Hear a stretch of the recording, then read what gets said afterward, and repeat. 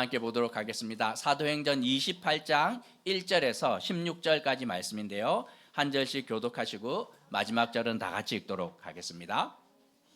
예. 1절 제가 읽고 무선 마이크 예. 우리가 구조된 후에 안즉 그 섬은 멜리데라 하더라. 비가 오고 날이 참해 원주인들이 우리에게 특별한 동정을 하여 불을 피워 우리를 다 영접하더라. 바울이 나무 한 묶음을 거두어 불에 넣으니 뜨거움으로 말미암아 독사가 나와 그 손을 물고 있는지라. 원주민들이 이 짐승이 그 손에 매달려 있음을 보고 서로 말하되 진실로 이 사람은 살인한 자로다.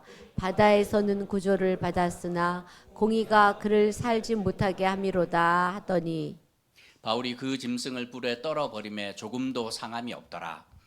그들은 그가 붙든지 혹은 갑자기 쓰러져 죽은 줄로 기다렸다가 오래 기다려도 그에게 아무 이상이 없음을 보고 돌이켜 생각하여 말하되 그를 신이라 하더라. 이 섬에서 가장 높은 사람 보블리오라 하는 이가 그 근처에 토지가 있는지라. 그가 우리를 영접하여 사흘이나 친절히 머물게 하더니 보블리오의 부친이 열병과 이질에 걸려 누워 있거늘 바울이 들어가서 기도하고 그에게 안수하여 낫게 하매 이러므로 섬 가운데 다른 병든 사람들이 와서 고침을 받고 후한 예로 우리를 대접하고 떠날 때에 우리 쓸 것을 배에 실었더라. 석 달 후에 우리가 그 섬에서 겨울을 난 알렉산드리아 배를 타고 떠나니 그 배의 머리 장식은 디오스구로라.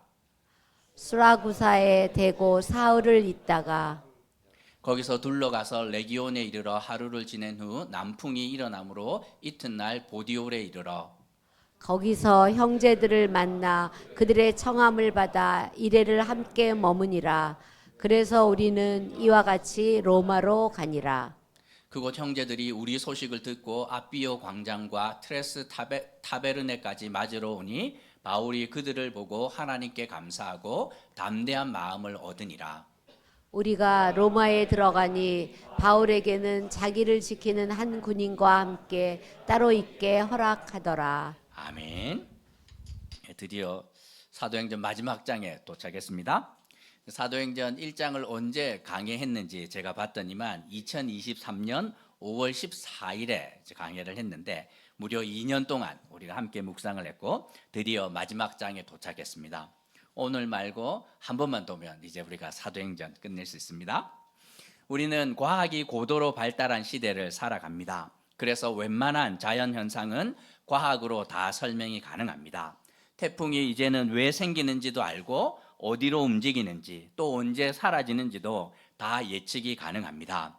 하지만 설명이 가능하고 예측도 되지만 그 자연의 위력은 인간이 감당하기에 쉽지 않습니다. 그러면 2000년 전 바다는 어떠했겠습니까? 그냥 그 두려움 자체라고 생각하면 됩니다. 그들에게 폭풍은 단순한 자연현상이 아니라 영적이고 종교적인 일이라고 생각하며 살았습니다. 갑자기 풍랑이 일면 우리 가운데 누구가 잘못했구나 하고 사람을 바다에 빠뜨리는 일들 그들을 했는데 그들에게 이 폭풍은 단순한 자연현상을 넘어서 아주 영적이고 종교적인 일로 받아들였던 것입니다.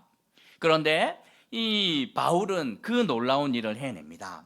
눈 하나 깜짝하지 않고 단순히 2주 동안 바울이 폭풍을 견딘 것이 아니라 이제 바울을 보면서 사람들은 생각을 합니다. 바울은 바다의 신 넵투스와 싸워서 이긴 사람이야 이렇게 여깁니다. 이 아무도 할 수 없는 그 일을 바울은 온전히 해내었는데 이제 바울은 사람들의 생각에 거의 신이나 마찬가지인 것처럼 생각이 되었습니다.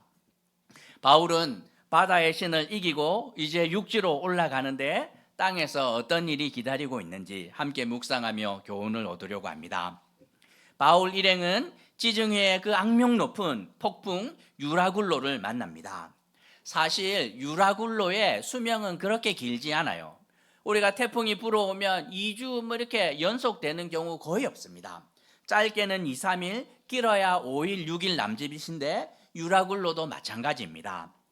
아마도 길어야 한 주 정도 되는 그 폭풍으로 이제 배는 어려움을 겪었지만 그 후유증이 2주 지속됩니다. 14일 동안 배는 이제 조종이 불능한 상태에 빠져서 표류하게 되지요. 하지만 이 배는 바울의 말처럼 기적적으로 섬 하나를 만납니다. 1절에서 난파한 배를 버려두고 276명 전원이 바다로 뛰어들었는데 수영을 못하는 사람들조차도 무사히 땅을 밟습니다. 선원들이 정신을 차리고 보니 여기가 어딘지 깨달을 수 있었습니다. 바로 로마 제국의 최남단에 있는 작은 섬 멜리데, 지금으로 몰타라고 이야기하는 그 유명한 섬에 도착합니다.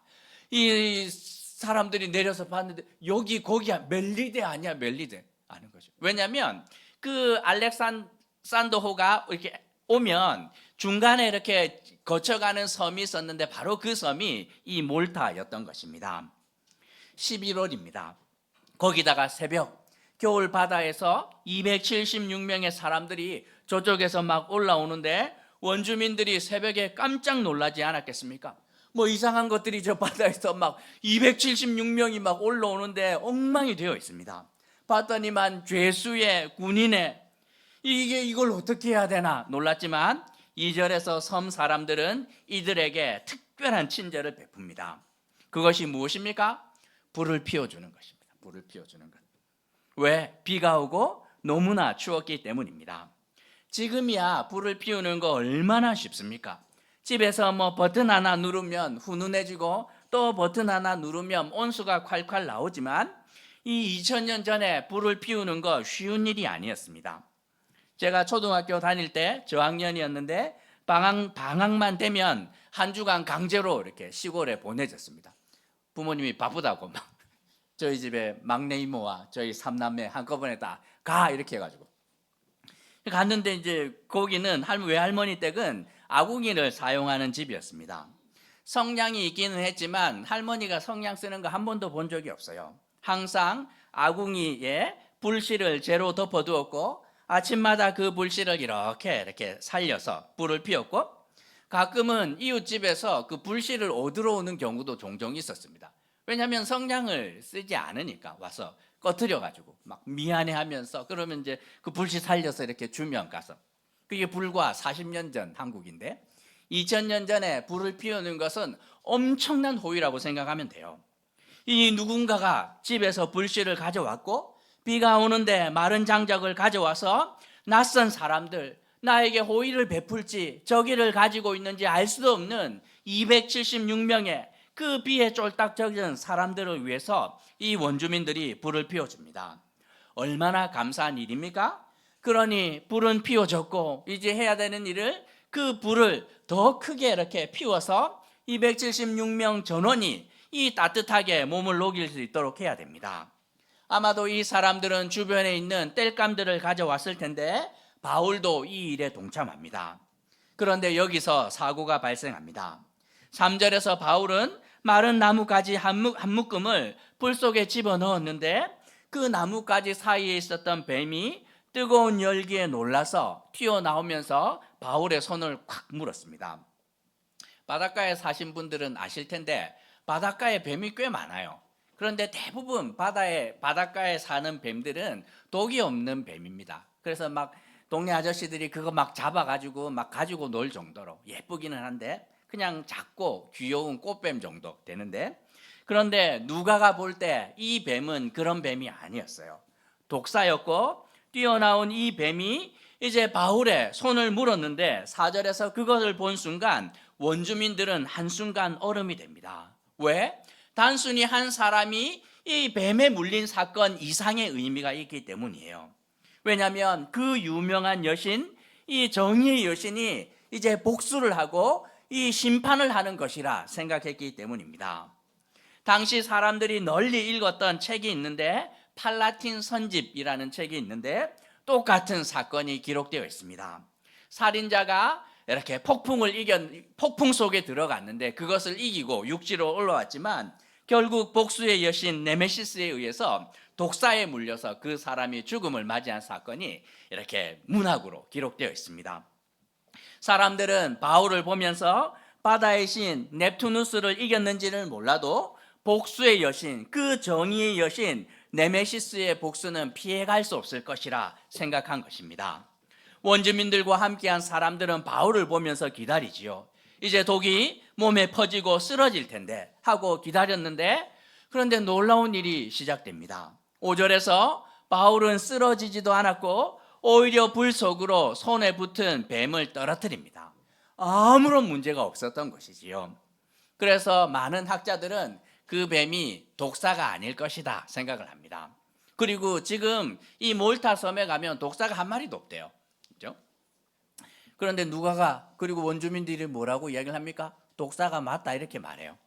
한국에 지금 호랑이가 있습니까? 멸종했지요. 100년 전에 한국에 한반도에 호랑이가 몇 마리 있었는 줄 아세요? 10,000마리 이상 있었다고. 흔하게 볼 수 있었다고. 그렇죠? 아무 문제가 없었습니다. 독사가 분명한데 독사가 물었으나 바울은 아무 문제가 없습니다. 6절에서 물린 부위가 부풀어 오르지도 않았고 쓰러지지도 않았습니다. 이번에 바울은 땅에서 정의의 여신, 그 복수의 여신 네메시스를 이긴 것입니다. 바울의 일행을 향한 친절의 중심에는 보블리오라는 사람이 있었는데, 아마도 이 사람은 7절에서 멜리데 섬의 족장이었고 동시에 로마 관리로 추측됩니다. 멜리데는 로마로 향하는 상선들이 가끔씩 머무는 곳인데 이들을 잘 살펴줄 의무가 이 보블리오에게 있었기 때문입니다. 보블리오가 아마 사람들을 통해서 듣지 않았겠습니까? 새벽에 갑자기 276명 올라왔는데 불 피우다가 독사가 나서 물었는데 안 죽고 살아 있습니다. 신인 것 같아요. 그러자 그 사람들을 초대합니다. 아마도 선주와 백부장과 바울 일행을 그 집에 초대한 것 같고 3일간 극진한 대접을 베풉니다. 아마도 뱀에 물려 죽지 않은 그 바울을 보며 적당히 하면 안 되겠다 생각을 한 듯 합니다. 그런데 바울과 함께 누가 있었습니까? 누가가 있었지요. 누가의 직업은 의사입니다. 의사들의 직업병이 무엇입니까? 어디를 가서 누구를 보면 자꾸 진단을 하려고 해요. 진단을 하려고. 뭐 이야기하다 보면 의사 선생님들 맨날 진단하려고 하는데 직업병인 거죠. 보블리의 집에 갔는데 이렇게 봤는데 누가 누워 있는 걸 봅니다. 누굽니까? 우리 부친입니다. 좀 아파 보이는데 아우 지금 막 고열에 그냥 설사를 계속을 하는데 이게 어떻게 해야 될지 모르겠습니다. 바울이 누가가 딱 보니 열병과 이질로 고생하는 보블리의 부친을 봅니다. 바울이 그냥 지나가겠습니까? 가서 그의 몸에 손을 얹고 기도하자 너무나도 놀랍게도 회복되는 치유의 역사가 일어납니다. 바울은 바다의 신 넵투누스 이겼죠. 땅에서 정의의 여신인 네메시스를 이겼고 이번에는 치유의 신 아스클레피오스를 이긴 것입니다. 그 치유의 신이 하는 것보다 바울의 그 안수와 기도가 얼마나 더 놀라운 능력이 나타났는지 온 섬에 그 소문이 퍼지기 시작을 합니다. 그러자 9절에서 그 섬에 사는 많은 환자들이 바울에게로 몰려듭니다. 갑자기 의도치 않게 의료 선교를 해야 되는 상황이 펼쳐진 것이지요. 전쟁이 나도 병원을 건드리지 않는 거 불문율입니다. 의사가 못 들어가는 거 거의 없습니다. 북한도 사실 의사가 약품 들고 가면 웬만하면 막지 않아요. 생명을 살리는 일이기 때문에 어느 누구도 그들을 막지 않습니다. 갑자기 멜리데 섬에 진료실이 만들어졌는데 몇 개가 만들어졌을까요? 2개입니다. 2개. 하나 제1 진료실은 누구? 바울인데 영적인 문제가 있으면 이쪽으로 오고, 두 번째 진료실이 있는데 누가가 있습니다. 육신의 질병이 있는 사람들은 이곳으로 가고, 접수는 누가 합니까? 함께 갔던 아리스다고가 아마 접수를 했을 것입니다. 예전에 제가 중국에 단기 선교를 여름에 갔는데 선교를 담당하시는 그 선교사님들이 참 힘들겠구나 하는 생각을 했어요. 아픈 분들이 너무 많은데 병원을 잘 갈 수가 없습니다. 중국이 우리나라보다 의료가 열악할 뿐만 아니라 그분들이 보험도 잘 되지 않고 또 신분이 드러나기 때문에 함부로 가기가 참 애매한데 너무나도 많은 선교사님들이 이렇게 막 병을 안고 살았습니다. 그래서 겨울에 아무도 단기 선교 안 올 때 가야 되겠다 싶어서 의사 선생님 2분을 섭외해서 영하 30도인 그곳으로 갔습니다. 두 분이 진료실 1, 2 놓고 진료한다고 소문을 내고 문을 열었는데 이 한 분이 저녁에 이제 다 이렇게 진료 마치고 나서 코피가 터졌어. 쌍코피가. 너무 많은 선교사님들이 오는데 거기 선교지에서 선교사님이 하시는 말씀이 이렇게 선교사들이 한꺼번에 모인 적이 없다 이렇게 말합니다. 100명이 넘는 분들이. 왜냐하면 그것이 너무 힘들기 때문이에요. 불과 그것이 뭐 10년 전도 채 안 되는 우리 그 중국이라는 나라인데 2000년 전에 로마 끝자락에 있는 이 멜리데 섬에서 의사가 그리고 영적인 의사가 이렇게 있을 때 수많은 사람들이 몰려왔다 생각하면 됩니다. 진료가 끝이 나지 않습니다. 얼마나 진료했을 것 같아요? 3개월 동안 계속해서 진료합니다. 왜? 3개월이 지나서 이제 항해 금지 기간이 풀려야 배가 움직이는데 그 배가 올 때까지 3개월 동안 열심히 진료했다고 보면 됩니다. 그 결과 놀라운 일이 일어나는데 멜리데 섬의 보블리오가 바울의 일행을 섬기는데 지극정성으로 섬깁니다. 얼마 동안? 3개월 동안. 몇 명을? 276명을 3일 동안 먹이는 거 우리가 할 수 있을까요? 이게 쉽지 않아요. 보면 이 보블리오가 276명에게 3일을 극진히 대접했는데 이 정도 하면 로마에 속한 관리로서 할 수 있는 최선을 다했다고 생각하면 되는데 보블리오는 무려 276명을 3개월 동안 먹이고 재웁니다. 특별한 호의를 베푼 것이지요. 누구 때문에? 누가 잘해서? 백부장 때문입니까? 군인들 때문인가요? 죄수들 때문인가요? 그렇지 않습니다. 바울 일행 때문입니다. 바울이 뱀에 물렸는데 죽지 않았고 자기의 부친의 병을 고쳐주었을 뿐만 아니라 3개월 동안 멜리데 섬에 그 병자들을 돌봐주었기 때문입니다. 다행히 보블리오는 7절에서 보면 자신이 소유한 땅이 있었던 사람인데 그냥 땅만 많이 가졌다는 것이 아니라 그 섬에서 가장 유력한 자라고 생각하면 됩니다. 일반 그냥 로마에서 파견된 총독은 공무원에 불과해요. 276명을 먹이고 재우고 싶어도 월급이 빤한데 할 수가 없습니다. 하지만 보블리오는 어떻습니까? 엄청난 땅을 가진 사람. 마음만 먹으면 276명 3개월 내가 다 먹이고 재울 수 있다. 문제는 그의 마음을 얻어야 되는데 바울과 아리스다고와 누가가 이 멜리데 섬 사람들의 마음과 몸을 만져주는데 그냥 섬이 그냥 막 살아나는 것 같아요. 어느 누가 와도 이렇게 못할 텐데 하는 것을 보자 보블리오의 마음도 열리고 지갑도 열리고 막 다 열린 거 아닙니까? 바울을 만나보고 바울이 하는 설교를 듣고 그의 삶을 보는데 보블리오의 마음이 너무나도 행복합니다. 뿐만 아니라 이 사람들을 통해서 섬 전체가 회복되는데 그냥 생명의 활기로 막 살아나는데 보블리오가 아깝지가 않는 것이지요. 이렇게 3개월이 지나 항해 금지 기간이 풀렸고 드디어 또 다른 섬이 배가 멜리데 섬에 도착합니다. 11절에서 아프리카 알렉산드리아에서 출발한 곡물 운반선, 이들이 이전에 탔던 똑같은 그 항로를 따라서 드디어 도착합니다. 보블리오는 바울 일행에게 필요한 모든 것을 10절에서 기꺼이 공급해 주었다고 말하고 있습니다. 바울이 새롭게 탄 배는 디오스구로, 제우스의 아들이라는 이 이름이 붙어 있었던 배였고 그 배 머리에는 제우스의 쌍둥이 아들, 두 아들의 형상이 각인되어 있었던 배라 이렇게 말합니다. 뱃사람들은 폭풍을 이기기 위해서 이 로마 신들 중에서 제일 폭풍을 이길 만한 신이 누구일까 생각을 하다가 제우스의 쌍둥이 아들 정도면 폭풍을 이길 수 있을 것이라 생각을 하고 배에다가 그 모양을 각인해 둔 것이지요. 하지만 바울과 함께 폭풍을 지나왔던 사람들을 압니다. 폭풍을 이기는 거 제우스 아들 아니야, 하나님의 아들이야 하는 것을 분명하게 합니다. 바울이 탄 배는 12절을 보면 멜리데를 출발해서 이제 이렇게 수라구사, 레기온 이렇게 오는데 보면 지도를 한번 볼까요? 지도가 보면 여기서 출발하죠. 가이사랴에서 출발을 해서 여기 위에 시돈 잠깐 들렀다가 여기 오지요. 여기서 큰 배로 갈아타고 여기를 들렸다가 이제 이 미항으로 옵니다. 여기에서 고민을 합니다. 여기에서 3개월을 있을지 아니면 조금 더 옆에 있는 베닉스로 가서 우리가 편하게 3개월을 묵을지 고민하다가 바울의 말을 안 듣고 출항을 했다가 어떻게 폭풍을 만납니다. 유라굴로라는 큰 폭풍을 만났고 배가 둥둥 떠내려가는데 이쪽으로 가는 줄 알았어요.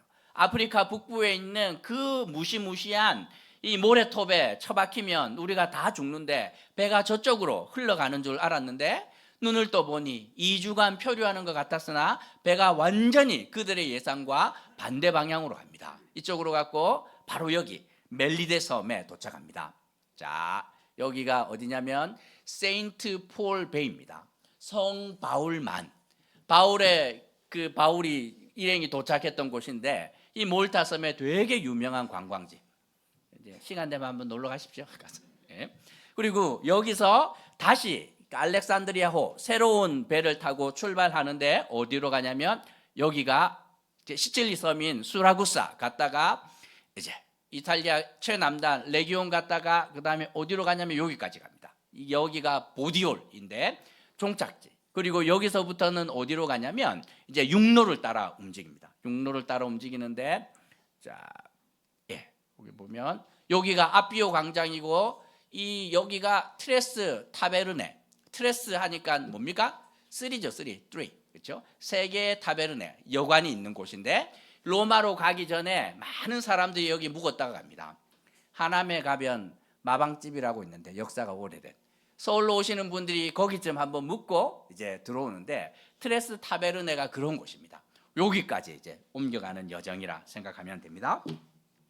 보면 바울이 이제 다시 새로운 배를 타는데 보면 276명이 타야 됩니다. 그렇죠? 그러면은 거기 있었던 승선원이 어느 정도 되냐면 50에서 60명 정도로 추측을 하니 276명이 더해지면 이제 거의 300명이 넘는 사람들이 한 배를 타고 같이 이동을 합니다.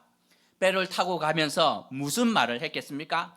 니네는 왜 타고 갔던 배가 그렇게 망가졌냐? 뭐 이런 이야기죠. 3개월 동안 어떻게 살아남았냐 하는데 이게 뱃사람들이 이렇게 바울과 함께한 276명이 어떻게 합니까? 그냥 자신들이 경험했던 무용담을 막 나누는 것이지요. 마치 남자들이 군대에서 힘들었던 이야기를 막 자신 있게 하는 것처럼 야, 우리가 그 유라굴로 만나서 집채만한 파도가 오는데 돛대 부러지고 배도 버리고 양식도 뭐 버리고 별도 안 보이고 그렇죠? 사실 우리가 막 저 바울 보이지 저 죄수 저 사람 말을 믿어야 했는데 괜히 우리가 막 똥꼬집 부렸다가 죽을 뻔했다. 저 사람이 항의하면 안 된다고 했는데 우리가 막 억지로 우기는 바람에 이 사단이 났고 누군데 저 사람? 죄수야 죄수. 그런데 죄가 없는 사람이야 죄가 없는. 그게 무슨 소리냐? 우리는 저 사람이 죄인이라서 뱀에 물리면 죽는 줄 알았는데 그 안 죽더라고. 폭풍 속에서 다 우리가 막 벌벌 떨었는데 저 사람 하나가 눈 하나 깜짝하지 않고 276명 하나도 안 죽는다 그랬는데 사실은 우리가 죄인들 막 탈출할까 봐 죽이려고 했는데 저 바울이 말려서 다 살아났다고. 멜리데 섬에서 말도 마라.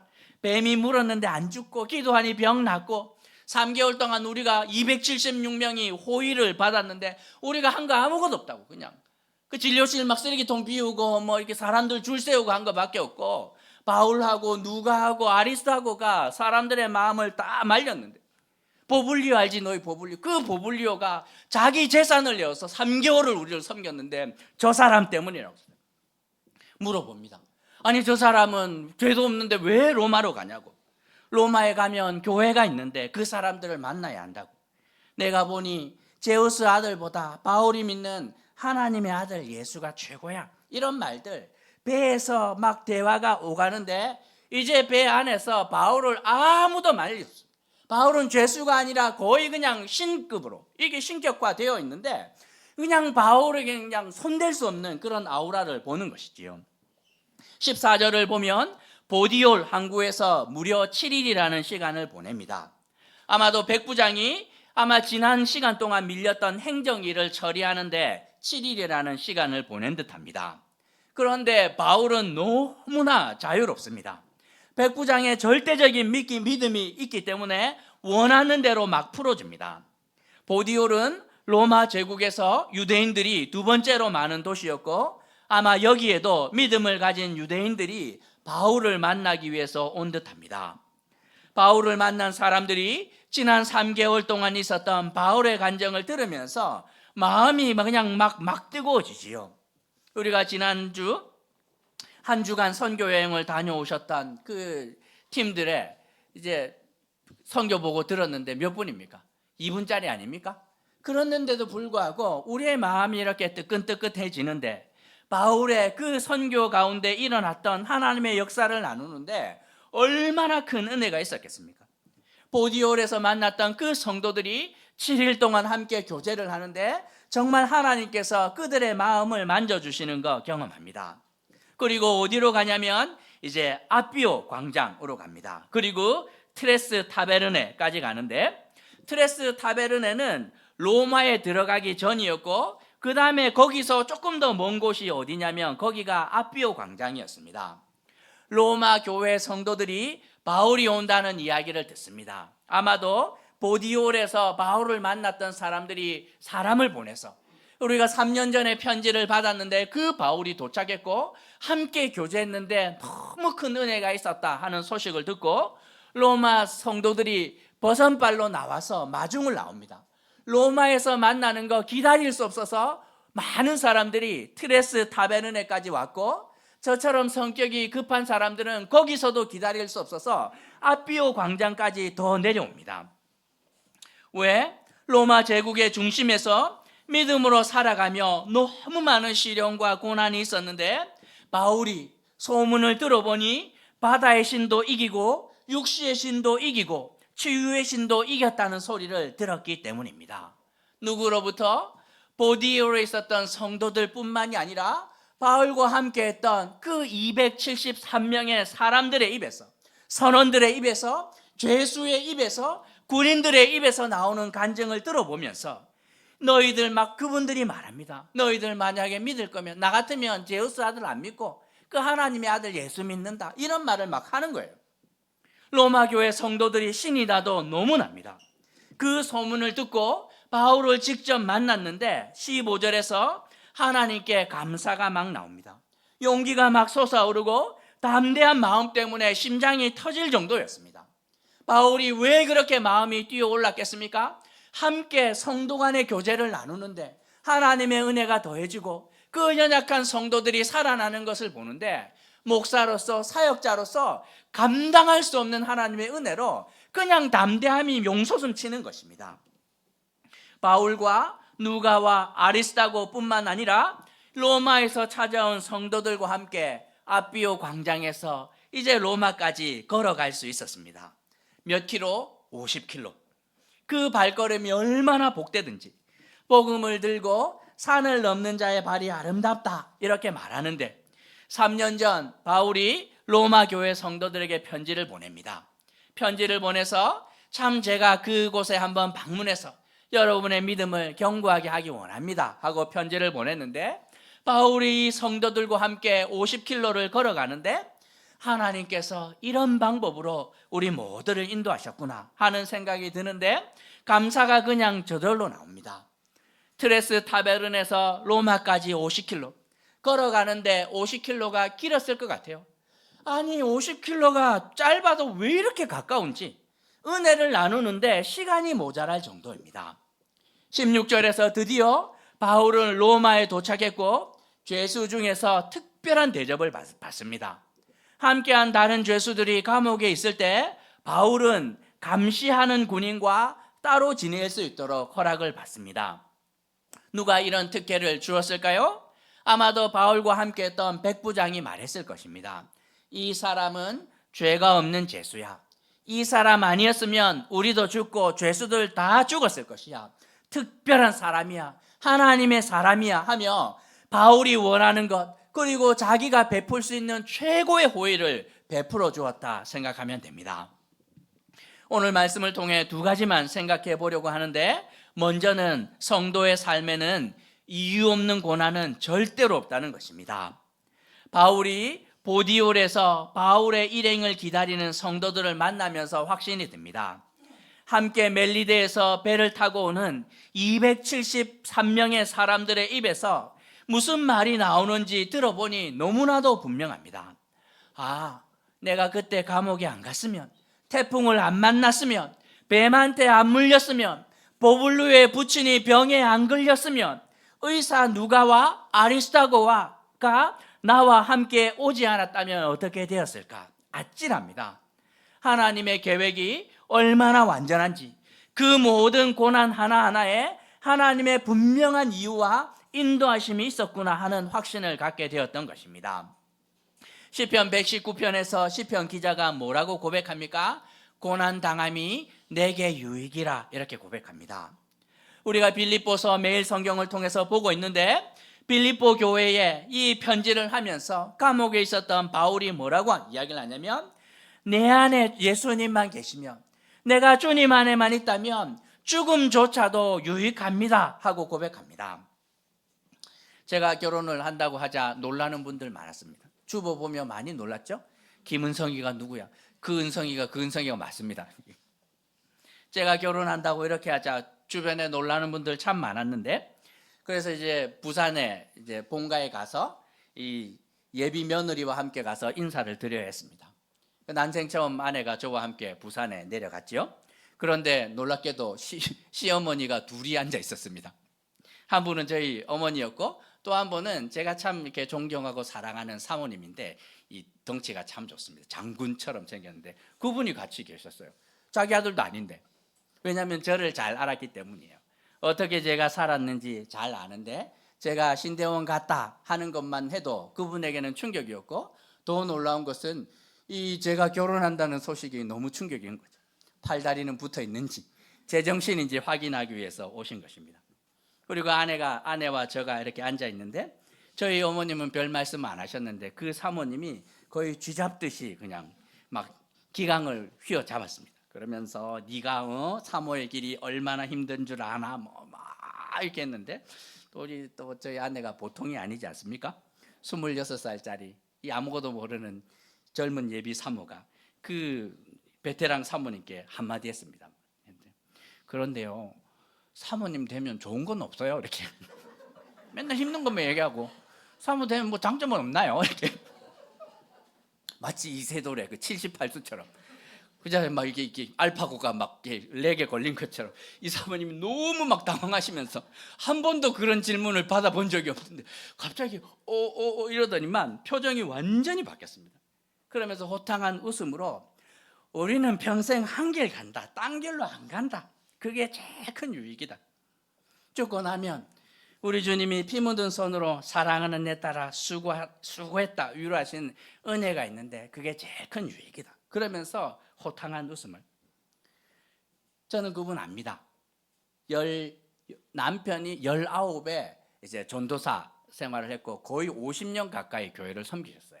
저희 마을 옆에 신평, 저희는 구평인데 신평이라고 양동네 쓰레기 매립지가 있는 그 동네에서 그냥 이렇게 교회를 섬기면서 교회도 건축하시고 재건축도 하시고 교회가 이렇게 성장을 했습니다. 그런데 그 사역의 말년에 주변에 있던 교회들이 과속으로 이렇게 성장을 하면서 그분들이 반칙을 했는데 성도님들이 이 목사님에게 우리 교회는 성장이 더디다 하고 쫓아내신 거예요. 조기은퇴. 그런데 이분 상처받지 않고 이렇게 나왔고, 그리고 그 집에 딸 가운데 첫째가 선교사로 헌신을 하고 선교지에 갔고, 그리고 첫 번째 사역을 잘 마치고 안식년이 되어서 한국으로 들어왔습니다. 부모님 집에 가서 첫날 밤을 보내었는데 그 밤이 그 인생의 마지막 밤이었습니다. 딸이 잠들었는데 다음날 일어나지 않았죠. 먼저 보낸 겁니다. 남편이 얼마나 불명예스럽습니까? 성도들에게 사역을 못한다는 이유로 쫓겨나갔고, 딸은 주님께 드렸는데 그 죽음을 맞이한 거예요. 그런데도 그분의 마음에는 그림자가 하나도 없습니다. 만날 때마다 힘들지만 믿음으로 억지로 참는 것이 아니라 다 해결되었어요. 담대한 믿음을 가진 자들에게서만 보이는 그 아우라가 있습니다.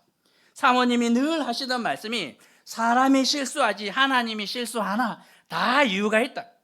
그래서 물어봤습니다. 이유가 뭡니까 사모님? 그랬더니 그분이 대답해, 그걸 내가 왜 아노? 하나님이 알지. 우리는 그냥 믿고 견디면 된다. 천국 가면 다 그 이유 알 수 있다. 그러고 웃고 지나갑니다. 이 땅을 살아가며 이해할 수 없는 수많은 고난을 만날 때가 얼마나 많습니까? 하지만 하나님이 실수하십니까? 뱀을 떡을 달라 할 때 뱀을 돌을 줄 아버지가 없고, 고기를 달라 할 때 뱀을 줄 아비가 없는 것처럼, 이 하나님께서 가장 선한 것 우리에게 주시기 원하는데도 불구하고 내가 떡을 주십시오 하고 할 때 돌이 왔다 하면 이유가 있는 거예요. 목사님, 이유가 뭡니까? 제가 그걸 어떻게 합니까? 그냥 믿을 따름인 거죠. 그리고 믿음으로 가다 보면 결국에는 깨닫게 되고, 깨닫지 못한다 할지라도 천국에 가면 분명하게 알게 되는 은혜가 우리 가운데 있다 말하고 있습니다.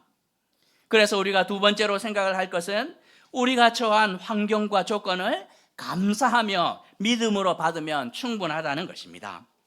바울의 생애 말년의 간증이 무엇입니까? 하나님께서 지으신 모든 것이 선함에 감사함으로 받으면 버릴 것이 없나니 하나님의 말씀과 기도로 거룩하여집니다. 이유 없는 고난은 절대로 없습니다. 주님께서 우리가 원하는데도 불구하고 안 주실 때 분명한 이유가 있지 않겠습니까? 그때 믿음으로 견디며 말씀과 기도 가운데 분별하면 그 고난이 승리가 되고, 그 승리는 사람의 승리가 아니라 하나님의 승리임을 알게 됩니다. 하나님의 승리이기 때문에 어느 누구도 그 승리를 빼앗아갈 수가 없지요. 바울의 고난이 그 인생의 가장 큰 승리가 되었고, 그 승리는 하나님의 승리였음을 세상이 기억하는 것 바울은 깨닫게 됩니다. 성도에게 이유 없는 고난 절대로 없습니다. 내가 원치 않은 많은 아픔과 어려움이 올 때 지나가 보면, 정말 말씀과 기도로 분별해 보면 꼭 필요한 과정임을 알게 되지요. 요리 한번 해보십시오. 맛을 내기 위해서 정말 이렇게 설탕 하나 넣으면 맛이 납니까? 맛이 나지 않아요. 그런데 생강, 그 생으로 주면 누가 먹겠습니까? 진간장 그거 한 숟갈 누가 먹겠어요? 먹을 수가 없는 것들인데도 불구하고 생강도 넣고 고춧가루 한 숟갈 먹겠습니까? 그런데 음식에 넣고 필요한 것들을 넣는데 그것들이 막 조합이 되면서 결국에는 깊은 맛을 내는 것처럼, 하나님께서 때로는 아픔과 어려움으로 시련과 고난을 통하여서 하나님이 원하는 자리 가운데로 우리를 빚어가시는데 기가 막힙니다. 기가 막힙니다. 때로는 이해가 되지 않아서 믿음을 고백하는 것 외에 할 수 있는 것이 없을 정도로 하나님께서 너무나도 신기한 방법으로 우리의 인생을 인도하신다고 성경은 말씀하고 있습니다. 이유 없는 고난 절대로 없습니다. 그러니 내 삶에 일어나는 모든 환경과 조건을 감사하면서 날마다 말씀 앞에서 이 뜻이 무엇인지 해석하는 수고를 해야 됩니다. 절대로 잊지 마십시오. 결국에는 성도와 교회는 이기는 싸움을 하는 사람들임을 기억해야 합니다. 결국 교회와 성도들이 하나님께서 주시는 승리의 면류관을 누리게 될 것인데, 낙심하지 않고 믿음의 길을 온전히 완주하는 은혜가 있는 올림교회 성도들 되기를 주님의 이름으로 도전하는 것입니다. 말씀 생각하시면서 함께 기도할까요?